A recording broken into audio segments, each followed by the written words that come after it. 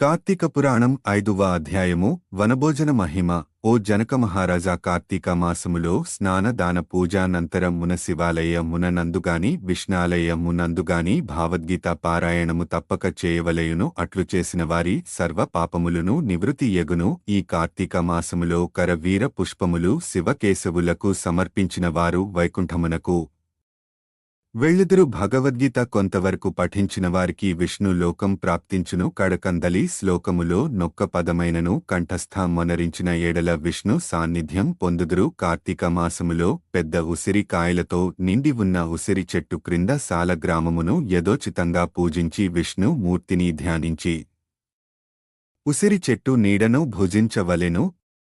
బ్రాహ్మణులకు కూడా ఉసిరి చెట్టు క్రింద భోజనం పెట్టి దక్షిణ తాంబూలము లతో సత్కరించి నమస్కరించవలయును. వీలును బట్టి ఉసిరి చెట్టు క్రింద పురాణ కాలక్షేపం చేయవలయును. ఈ విధముగా చేసిన బ్రాహ్మణ పుత్రునకు నీచ జన్మము పోయి నిజ రూపము కలిగెను అని వశిష్ఠులవారు చెప్పిరి.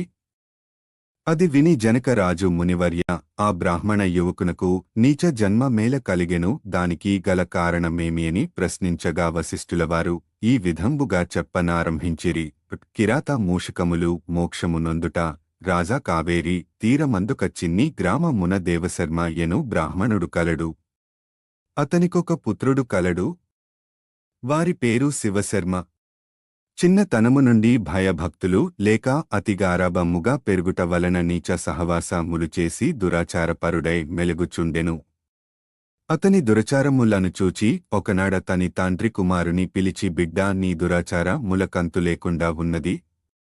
నీ గురించి ప్రజలు పలు విధములుగా చెప్పుకొనుచున్నారు. నన్ను నిలదీసి అడుగుచున్నారు. నీవల్ల కలుగు నిందలకు సిగ్గుపడుతూ నలుగురిలో తిరగలేకపోవుచున్నాను. కాన నువ్వు కార్తీక మాసమున నదిలో స్నానం చేసి శివకేశవులను స్మరించి సాయంకాల సమయమున దేవాలయములో దీప్రార్థన చేసిన ఎడల నీవు చేసిన పాపములు తొలగుటే కాక నీకు మోక్ష ప్రాప్తి కూడా కలుగును. కాన నీవు అటుల చేయు మని బోధించెను.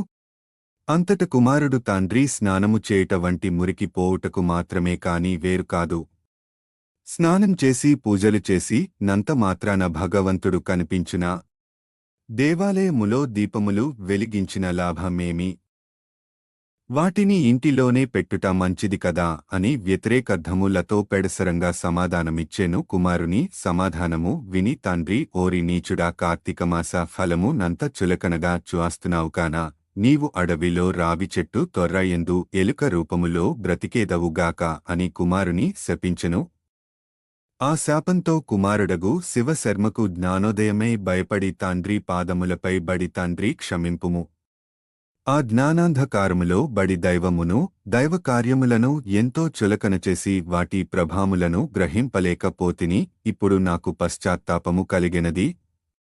నాకశాప విమోచనమొప్పుడే విధముగా కలుగునో దానికి తగు తరుణోపాయమేమో వివరింపుమని ప్రాధేయపడెను.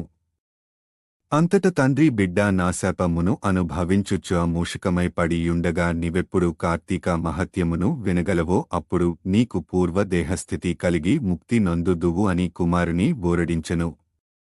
వెంటనే శివశర్మ ఎలుక రూపము పొంది అడవికి పోయి ఒక చెట్టు తొర్రలో నివసించుచు ఫలమును తినుచు జీవించుచుండెను. ఆ ఎడవి కావేరి నది తీరమునకు సమీపమున నుండుటచే స్నానార్థమై నదికి వెళ్ళు వారు అక్కడనున్న ఆ పెద్దవట వృక్షము నీడను కొంతసేపు విశ్రమించి లోకాభిరామ యణము చర్చించుకొనుచు నదికి వెళ్ళు చుండెడివారు.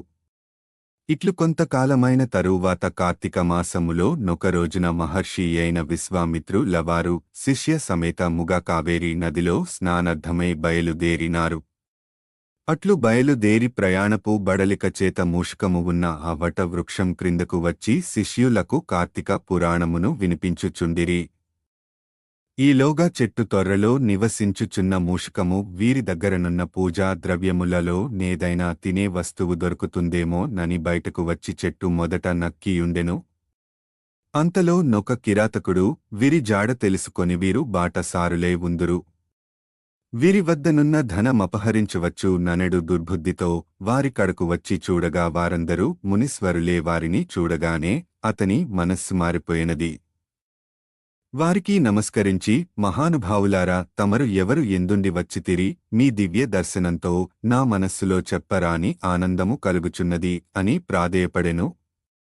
అంత విశ్వామిత్రుల వారు ఓయి కిరాతకా మేము కావేరినది స్నానర్దామై ఈ ప్రాంతమునకు వచ్చితిమి. స్నానమాచరించి కార్తీక పురాణమును పఠించుచున్నాము. నీవును ఇచ్చట కూర్చుండి సావధానుడవై యాలకింపుము అని చెప్పిరి. అటుల కిరాతకుడు కార్తీక మహత్యమును శ్రద్ధగా ఆలకించుచుండగా తన వెనుకటి జన్మ వృత్తాంతమంతయు జ్ఞాపకమునకు వచ్చి పురాణ శ్రవణానంతరము వారికి ప్రణమిల్లి తన పల్లెకు పోయెను. అటులనే ఆహారమునకై చెట్టు మొదట దాగియుండి పురాణమంతయు వినుచున్న ఎలుక కూడా తన వెనుకటి బ్రాహ్మణ రూపమునొంది మునివర్య ధన్యోస్మి తమదే వల్ల నేను కూడా ఈ మూషిక రూపము నుండి విముక్తుడనైతినని తన వృత్తాంతమంతై చెప్పి వెడలిపోయెను. కనుక జనక ఇహములో సిరి సంపదలు పరలోకమున మోక్షము కోరువారు తప్పక ఈ కార్తీక పురాణమును చదివి ఇతరులకు వినిపించవలెను. ఇట్లు స్కాందపురాణాంతర్గత వశిష్ఠ ప్రోక్త కార్తీక మహాత్యమందలి 5వ అధ్యాయము 5వ రోజు పారాయణము సమాప్తం.